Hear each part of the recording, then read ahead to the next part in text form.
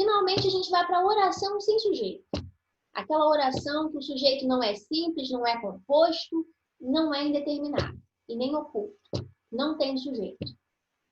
Nesse caso, você tem que observar os verbos. Se os verbos indicarem fenômenos da natureza, como chover, ventar, nevar, anoitecer, amanhecer, relampejar, são verbos relacionados ao clima.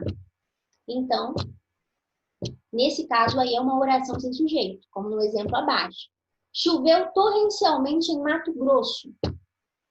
Porém, se o verbo que está indicando o fenômeno da natureza, naquela oração, ele foi empregado em sentido figurado, ou seja, em outro sentido, então, nesse caso aí, vai haver um sujeito. Não será mais oração sem sujeito, não.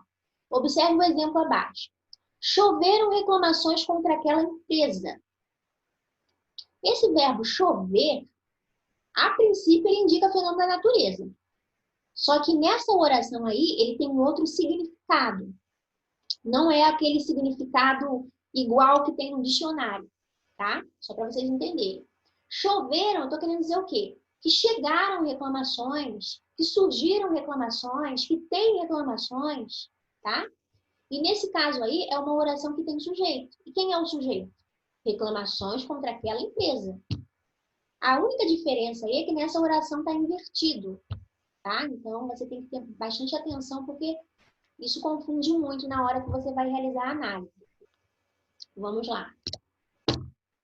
Uma outra situação também de oração sem sujeito é quando os verbos forem fazer, ser e estar. E esses verbos, eles sempre indicarem tempo ou clima. Por exemplo, faz 2 anos que ele saiu. Não está indicando tempo? É 1 hora. Não está indicando tempo? Está frio. Não está relacionado ao clima? Então, quando tiver essa situação, também é uma oração sem sujeito. Outra coisa também, quando tiver o verbo haver, tá? E esse verbo, ele estiver com o sentido de existir, né? Ou de tempo transcorrido, como no exemplo abaixo. Há muitos alunos na sala, ou seja, existem muitos alunos na sala. Há 2 meses que não vejo Maria, né? Então,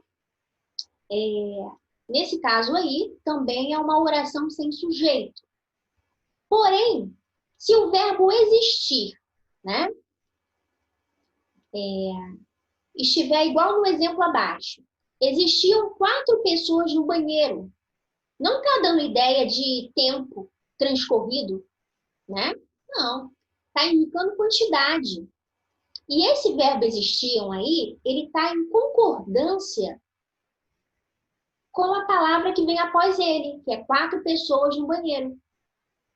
Então, quando você inverte, 4 pessoas no banheiro existiam. Você percebe que, na verdade, é uma oração que tem sujeito.